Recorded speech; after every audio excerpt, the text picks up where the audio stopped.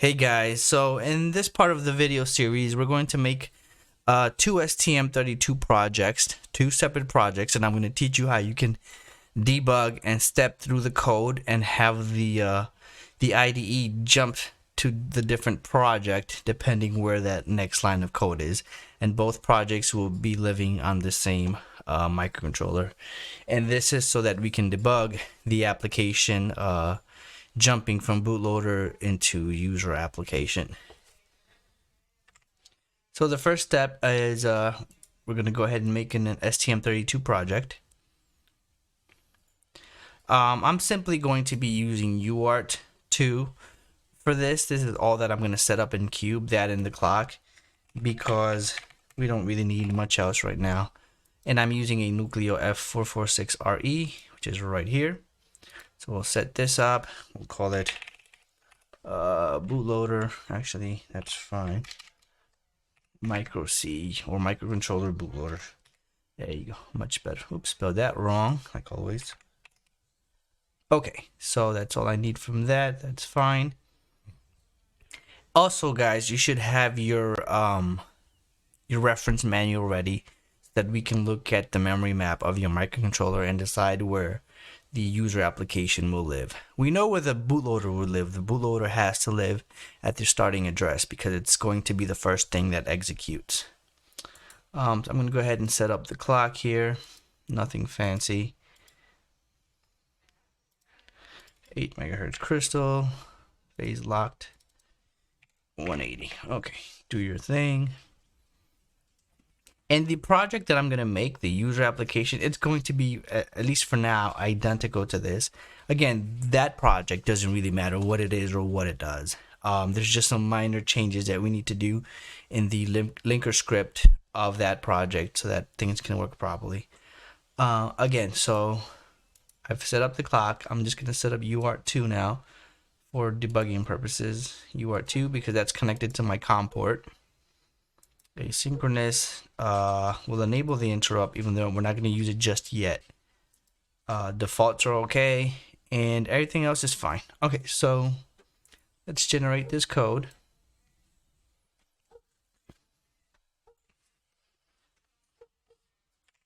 So here's the generated code. I'm going to go ahead and build that just to make sure everything works fine, which of course it will.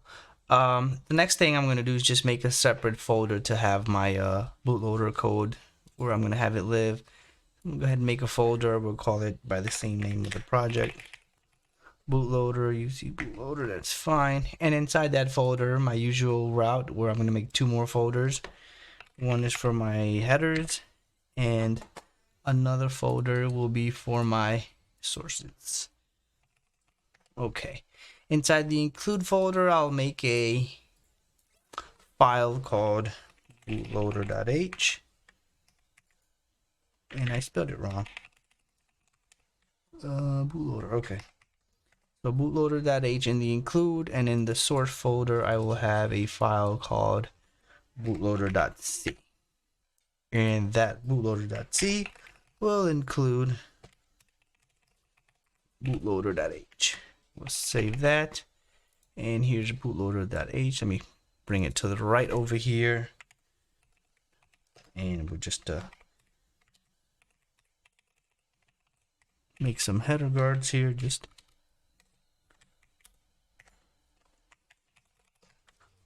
okay. All right. Oops. Let's just make a simple bootloader main.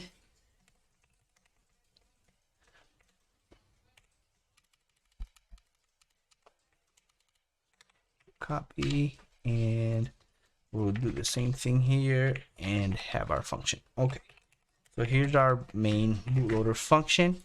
Now again, I have to tell the IDE, even though I just made this folder in here in the project, it still doesn't know that it should look there for headers and source files. So I'm going to right click on my project name over here, go to properties, and then I'm going to go, well, first let me make this bigger.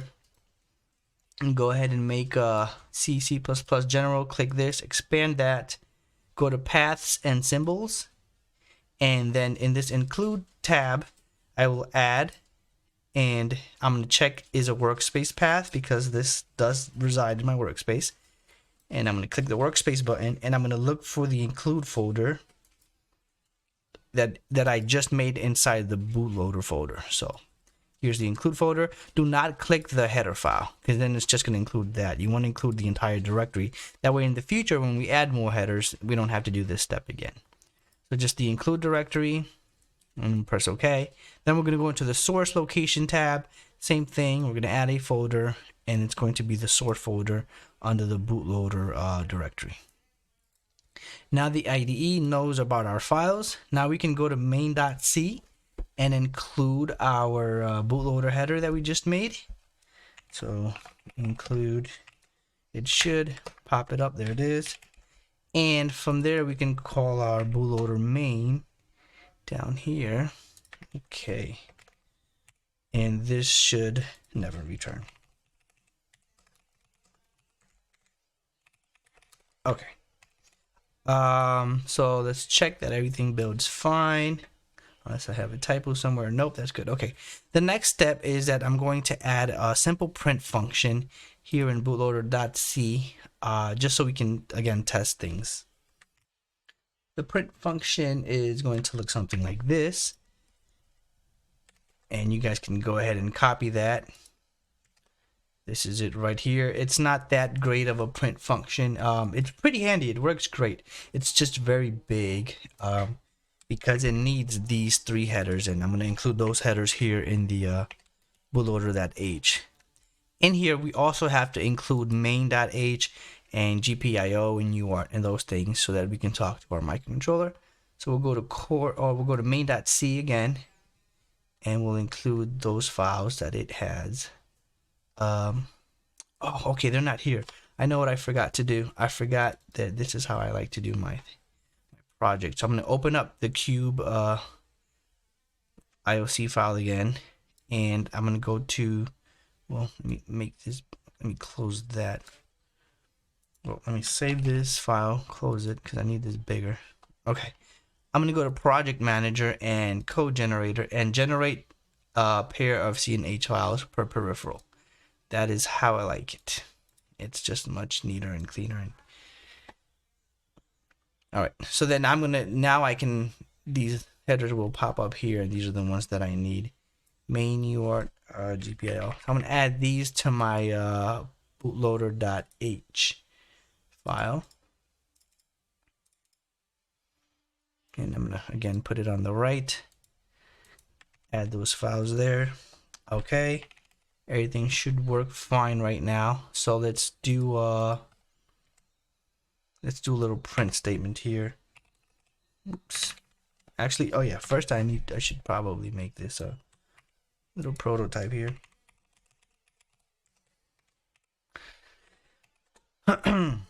Okay, so let's print something. Oops, why am I on caps? Time or timestamp, whatever, %d is going to be how get take. Yes. Okay, so it should start printing the timestamps. Let's do how delay here, and we'll delay. Yeah, 1 second. Okay, so let's do that. Is my microcontroller plugged in? Give me just a second. Okay, that's good to go. All right, we're gonna set up our debug configurations, and it's going to be just nothing really. Just it does it all for you. So press apply. I don't want to debug. I actually just want to run it. So we'll do run. There are no recent launches. Oh gosh. Run configurations. It's going to be identical. Same thing. Run. Okay, so it's going to build, and hopefully here I should see COM3. Yes. So here's my terminal viewer.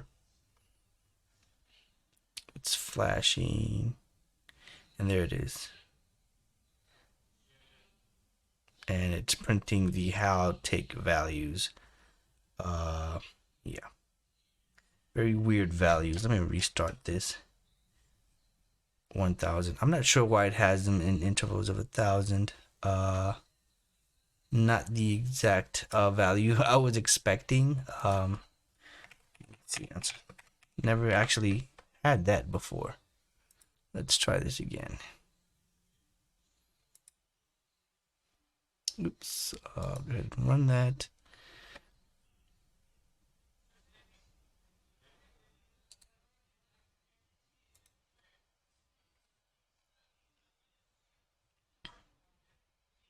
Okay, that's very interesting actually. I've never seen this return these weird numbers. I'm not too concerned about it at the moment. Let me see if anything fishy is going on here that I forgot to do. System cop config. I call the bootloader from here. I can't put my finger on that. I'll get tick. Oh, of course, because I'm printing it a second later. I'm so silly. I was expecting this behavior where I could see every millisecond, but I have an entire second delay. That's pretty dumb. Okay, anyway, sorry.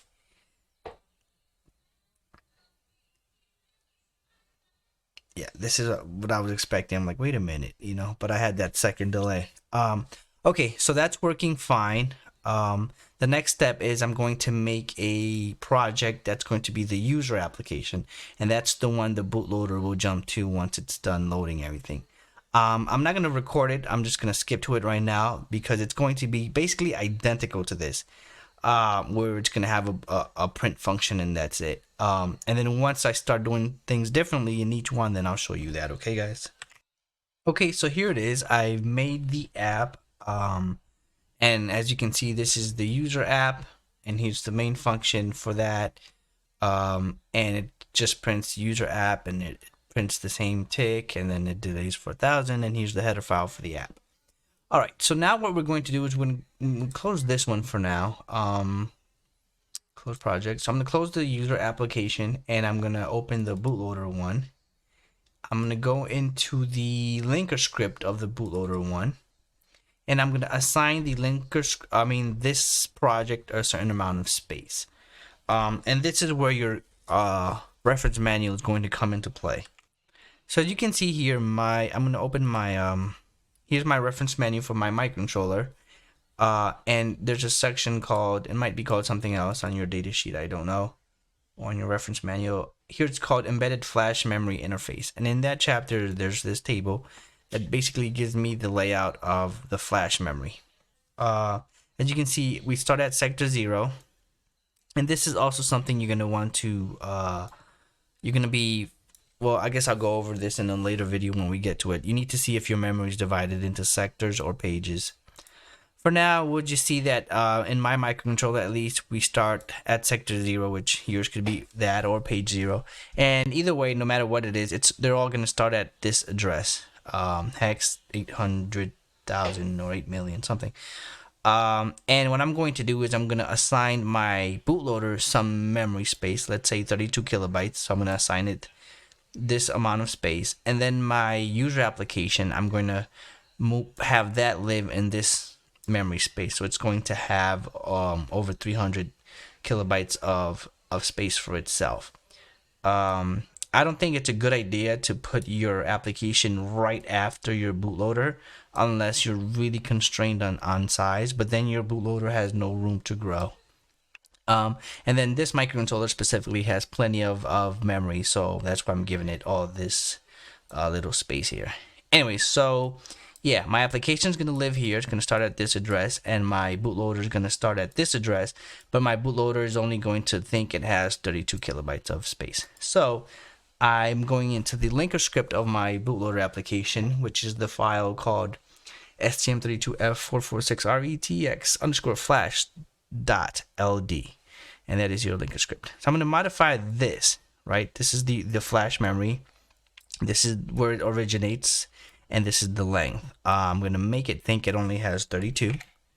So there you go. And I'm going to save that.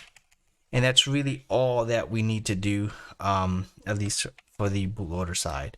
Going to rebuild my project. Actually, I'm going to clean it. Clean. Yep, clean and build. The next thing that I'm going to do is I need to tell my bootloader application where the user application lives. So I'm going to go into my bootloader.c. I'm going to paste this define that I have, because I've already made this application, guys. So I'm just copying and pasting here. So here's a define that I have. And this define tells this is the address, right? This is where my application is going to live, right? In sector 5, which starts at this address. So that's that same number. And the +4 is so that we can point to, or I could have just made this 4 right here. But this is just so that we can point to the reset handler of my application and not the main stack pointer. If you guys don't understand the boot process or what I'm talking about here, let me know, because I can make a video on that and maybe call it part B to this video or something. Because I'm kind of assuming if we're trying to write a bootloader, we kind of should know how the processor boots up. But if not, that's okay. We can make a video on that too. So this is going to, let's just call this location of reset handler. Oops. Handler for user. Okay. So that's what that's pointing to. And now I'm going to make a function pointer, or a function that's going to jump to that location. And again, the magic of copy and paste. So let's just stick it here in the middle. And this is that function. So you guys can go ahead and copy that. So when I call this function, it's going to, make the function pointer to this location, which we just defined as that. And then it'll dereference the pointer or call the function, and then that's it. It'll jump to the user application. So actually, let me make a prototype for this. Okie dokie. So for now, for testing purposes, what I'm going to do is I'm going to just, let's do this. So I'm going to get the current time. Let's call it time now equals how. Okay, so I'm going to get the current timestamp.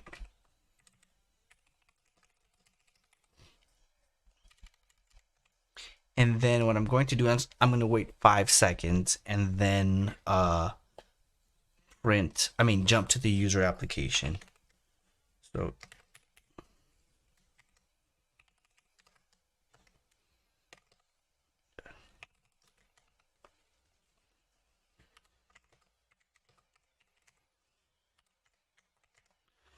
at which point we'll call this jump to user application. Okay, so after 5 seconds or 5,000 milliseconds, jump to user application. In the meantime, we can print whatever our current tick value is.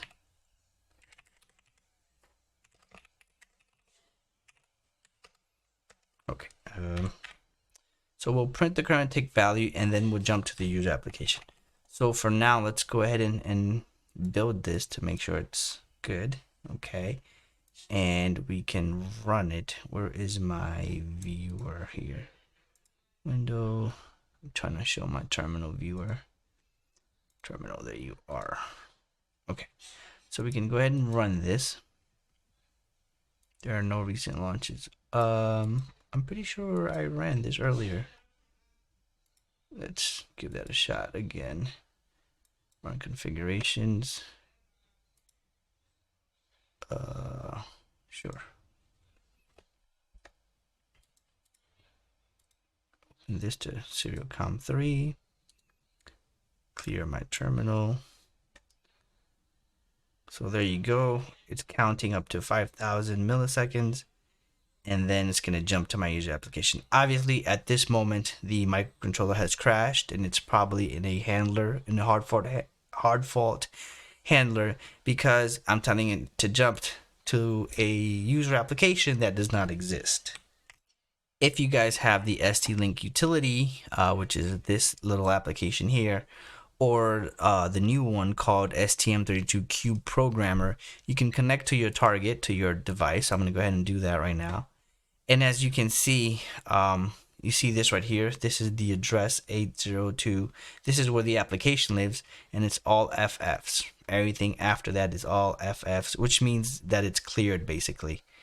If you were to go to address 80000, that's where our application lives, or that's where our bootloader lives. And as you can see, that's not empty, right?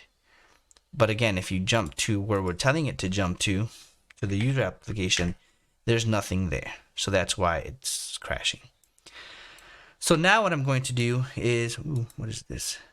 Did I mess something up here? Yeah, okay. So the bootloader's in there right now, and it's jumping to this application. So let's go ahead and, for now, I'm going to just, let me close this project. You know, I've experienced weird behavior when I have these two projects open at the same time. I'm not sure, where some things were just not working properly. So remember, we modified the linker script in the bootloader to give it just a certain amount of space. Now, this user application, if we go into our Flash at its own linker script, you will notice that it's the same thing. It's starting the application at address 00, which is not the address at 8000. It's not the one that we have. We chose this address, right, with the 2 right here. That's the address we're actually starting at. And the length is no longer 512 because we're not using the entire space. We're only using from here to basically here, which if you add all this up, I believe it's 384. So that is its new length, its new size. So now this is not enough, right? This will just make our application and all this stuff live at this address, and we're telling it the origin. However, we have to offset our vector table because our vector table will not be in the right location. So if you go to the core folder of your application, open that up, open source, here's your main.c and all this stuff. If you open the file called system stm32f4xx.c or whatever your chip is, open that file up. Here is where we can modify the offset of our vector table. If we look here, you can do control find or something, but look for this where it says define user vector table address. So you want to uncomment that because here this will cause this code to come through.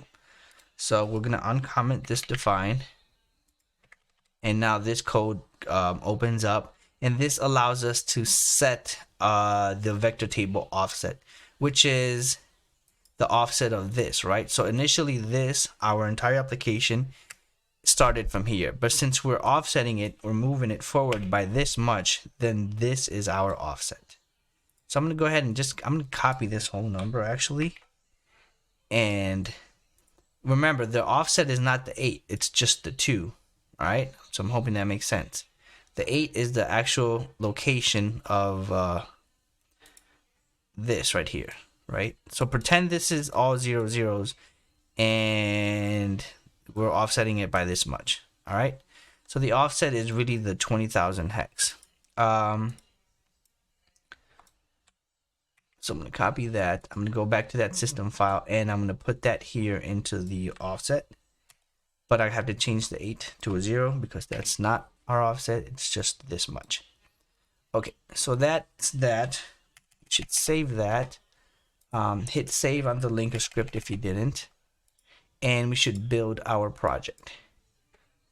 Okay, now the project has been built. As you can see, we have a binary that exists now.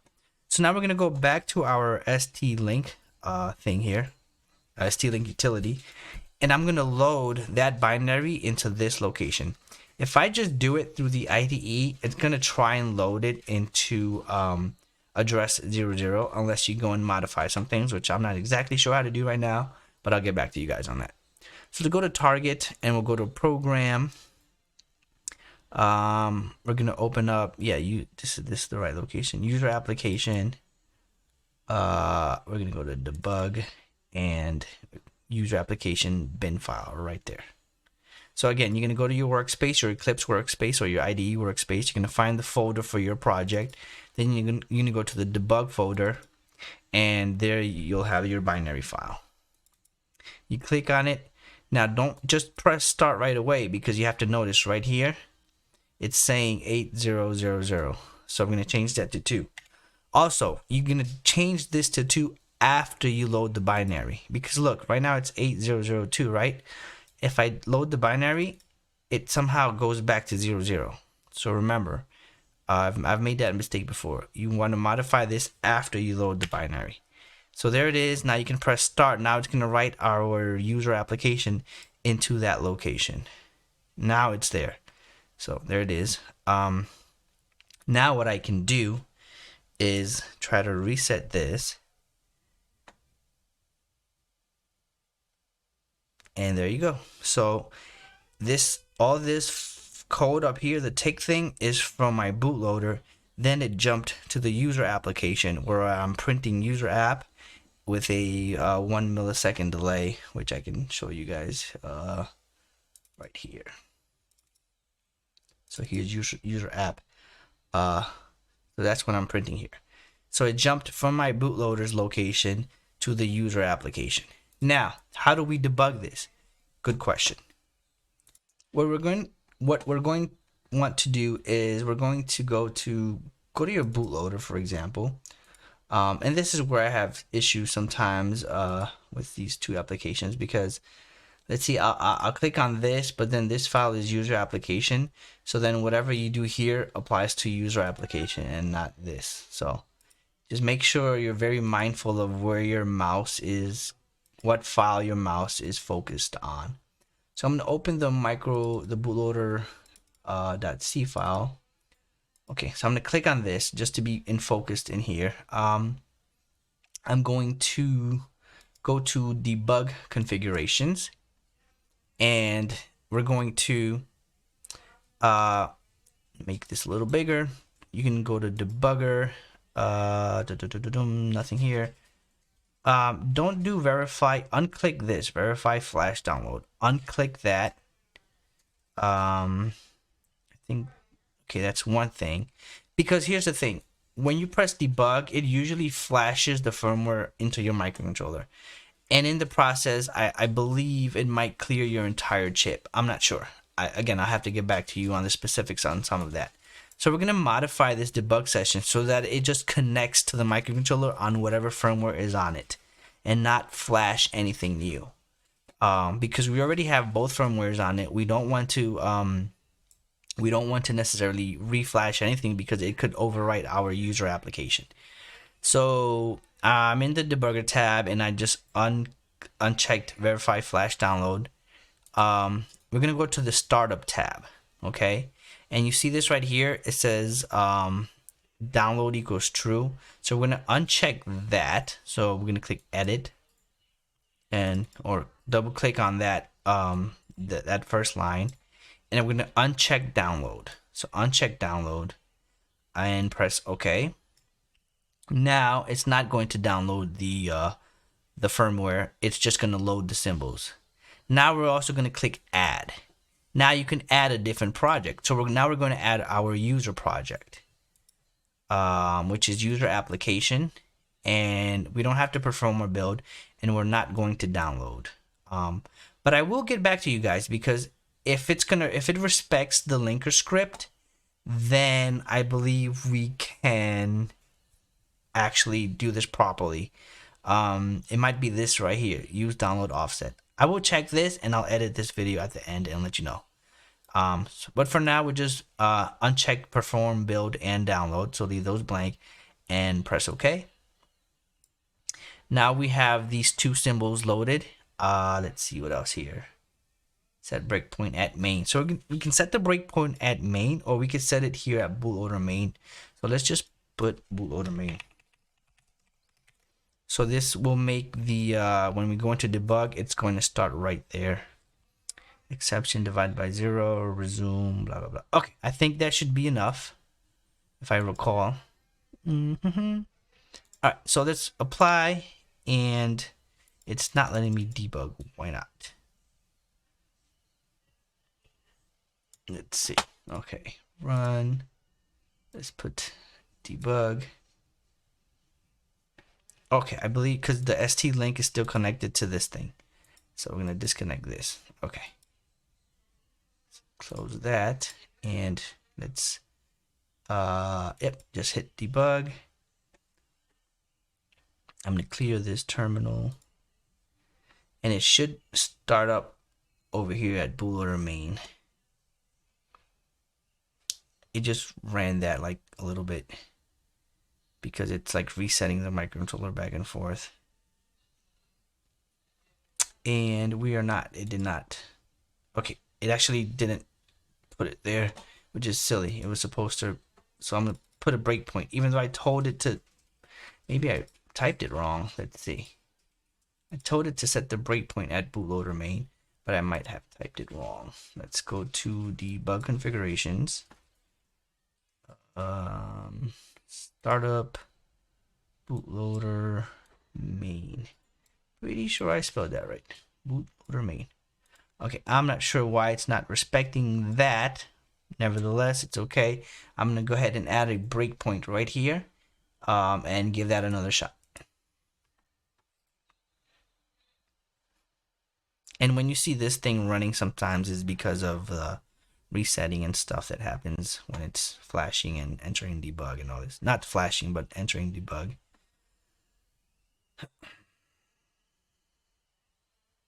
Okay, so I believe it did. Wait a minute, clear terminal. Let's put the next. Okay, so here's the program right now. It's at halgettick. So I'm going to make it so that the 5 seconds happens, and then it's just gonna pause right here, and then from there we'll step through our code, and you see how it will jump from one application to the next. So the 5 seconds will happen. Cool. Now we're here. Now we can step through our code. So we're gonna step to there. Now we're gonna go here, and here's the magic. Well, it's gonna jump to the, actually let me go to that, where is it? Project Explorer. Let's go to the user app.c, and we can add a breakpoint right here. So, because remember, I'm jumping to my reset handler, so that's what it's gonna show you, all these assembly instructions and whatnot. But we're just gonna make it skip all of that and come here to the print statement. There it is. So here it is at the print statement. I'm gonna remove this. I'm gonna step over that. There it is, user app 0, and I can keep pressing play, and it's just gonna keep doing that. So there you go, guys. It jumped from one application to the other, both of them living in the same microcontroller. Two separate applications in the IDE, and this is going to be very important when debugging this bootloader, because obviously there has to be two separate applications. So let me check off some things here. We did that. Oops. Come on. Okay, whatever. We did this. We did the bootloader C and H, the UART stuff. We added the linker scripts. I forgot to mention we also added the vector table offset.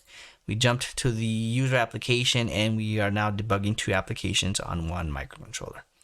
Alright guys, I hope you enjoyed the video. If you have any questions, let me know, and I will see you guys next time. Okay guys, I almost forgot I was going to tell you if you can actually load the applications without having to use the ST-Link utility. And I believe you can, because I just tried it and it works. So I went to here to run. I went to my debug configurations, right where we were before at the startup tab. And this time I did perform build and I did download just fine, and it works. No offset here. So this is the user application. So perform build and download. Initially I put this use download offset, and I put the offset, that 20,000 hex offset, and it was acting weird. It was, I think, so what I think it's offsetting it additionally to whatever I have in my linker script, which we don't want that, because the offset in the linker script is correct. So don't put anything here for the user application, just perform build and download. And then the bootloader, obviously download and load symbols also. And that's it. and it works just fine. We can go ahead and hit debug. You're going to see the behavior here. It's going to say erasing sector 0 and I believe 5.